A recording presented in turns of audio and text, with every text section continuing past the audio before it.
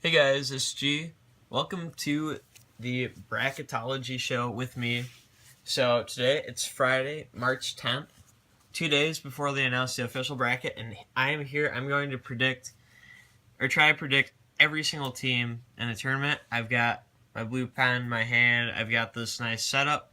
All right, so we've got the number one overall seed, number 2, number 3, number 4 when it comes to the 1 seeds. The rest will be filled in from there. We're going to jump right into it. Try to keep this video a reasonable length. We'll start with the number 1 overall seed, which I think will be the defending champions, Villanova Wildcats. Now, I abbreviated it as Nova.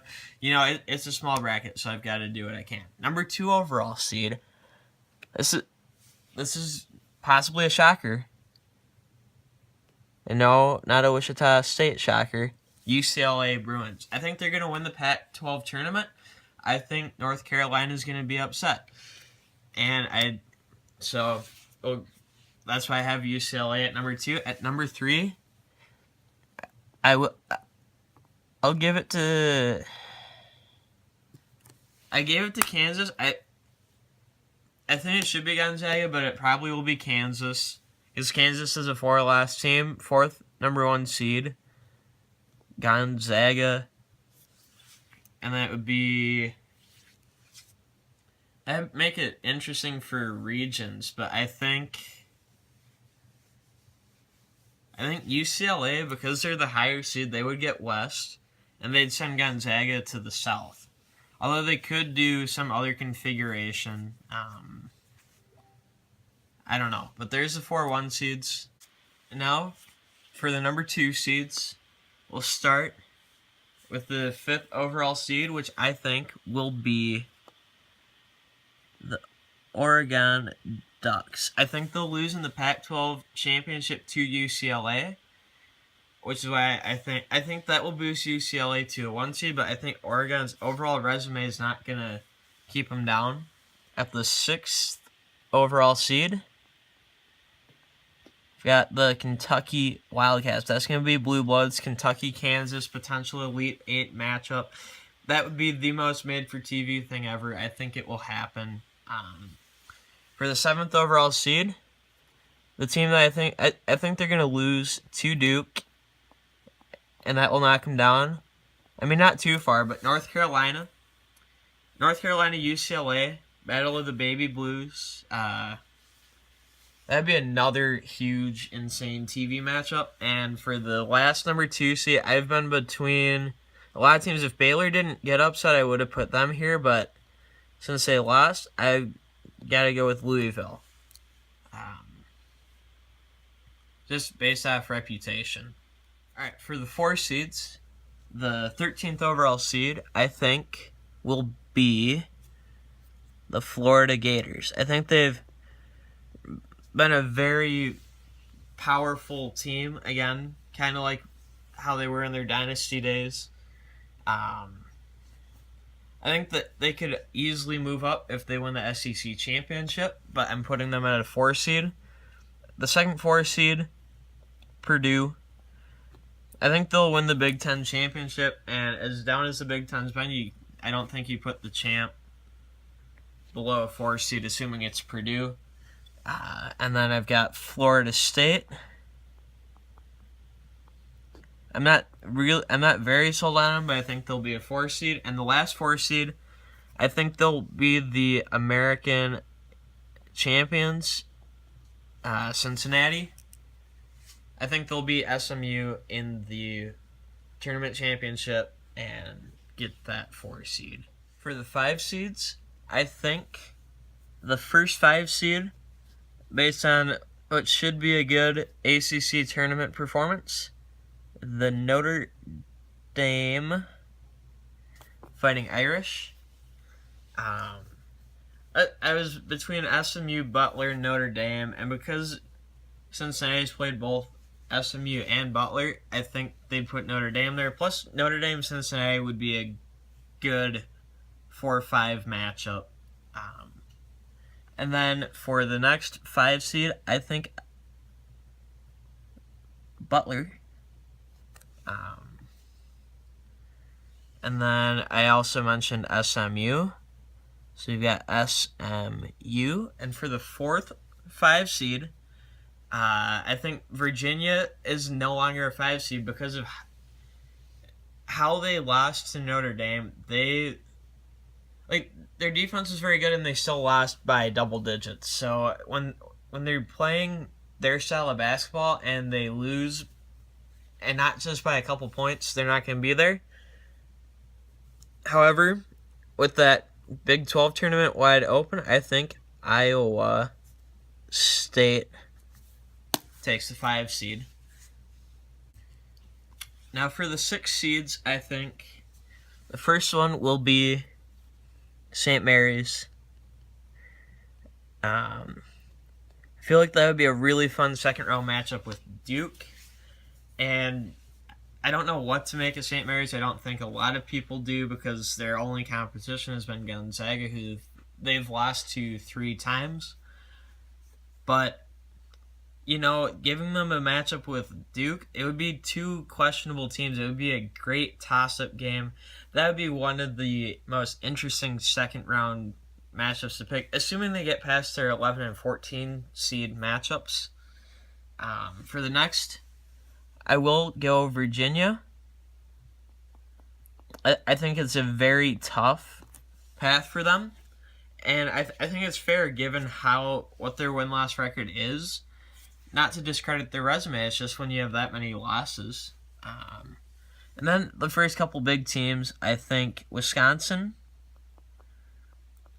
will be in the Midwest. And I think, assuming Kansas is in the Midwest. And then the 4th, I'm going with Maryland. Why?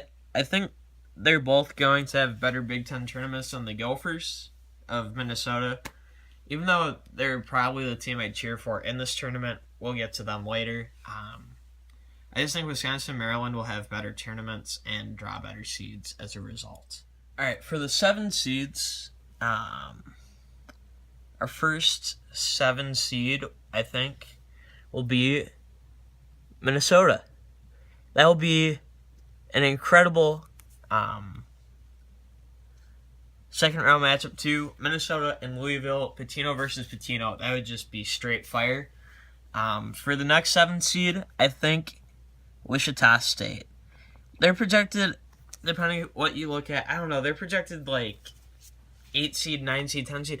Don't disrespect this team. They're 30-4. They won 17-1 in the conference, and Illinois State is a very good single loss in conference. For the next 7 seed, another mid-major, who I think will be a conference tournament champion, Dayton. And finally, a sputtering team, Creighton, from the Big East. For the 8 seeds, let's just do the 8-9 matchups while we're at it. I think one of them will be South Carolina.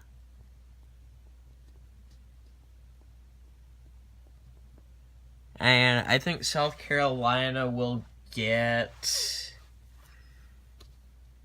I don't know, Seton Hall.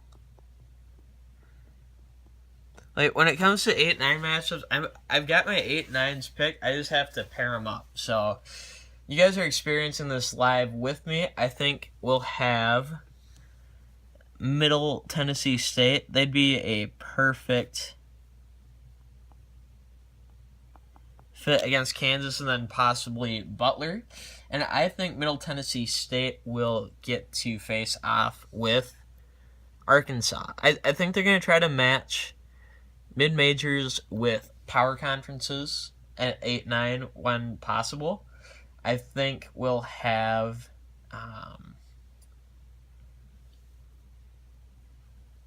let's see. I think Virginia Tech. And I'm thinking VCU. And for the last matchup, I'm going to roll with Oklahoma State and Miami. Full disclosure, I am basing these brackets off of top 25 rankings, and I am using ESPN's Bracketology just to make sure that I'm getting all the teams. However, I will put at the end what Bracketology has for their bracket, and you'll see my picks are so much different than theirs. It's insane. These are bold, crazy predictions. Now, I'll knock out the 10 seeds, 11 seeds. Once it's just automatic bids from crappy conferences, I'll be done. I hope you guys have enjoyed this so far. Alright, so now for the last of the at-large teams. For the 10 seeds, I'm predicting there will be Providence. Let's say they play Minnesota. Chris Duntai, maybe not. Why not? And then I think Wichita State will get a very tough matchup because they always get disrespected. They'll get Michigan State. Michigan State is very hot. Dayton, they'll get Michigan. Possible second-round matchup of Michigan-Kentucky would be pretty crazy. And then I do think Northwestern, that might be a bit low for them, but I think they'll get an interesting draw there. For the 11 seeds, I think Xavier, and then we'll have a Wisconsin battle between Wisconsin and Marquette. We will have Virginia playing Kansas State. And then St. Mary's will get a first four matchup between USC and URI, which is the University of Rhode Island. And then we will have a first four matchup as a 12 seed. We'll assign that to Iowa State, and they will get the winner of Wake Forest and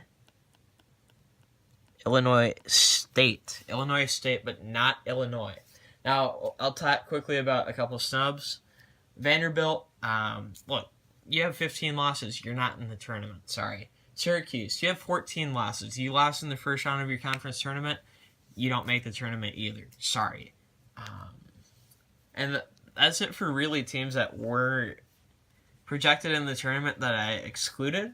I think I put in Illinois State because I believe in the mid-major. And then I think, let me see who I put in. I put in Rhode Island, again, power of the mid-major. I'll fill out the rest of this with the automatic bids. So then you can see my final bracket as I do the outro. Between now and the outro, I'll put up what ESPN has projected so you can see what they have versus what I have and see how different they are.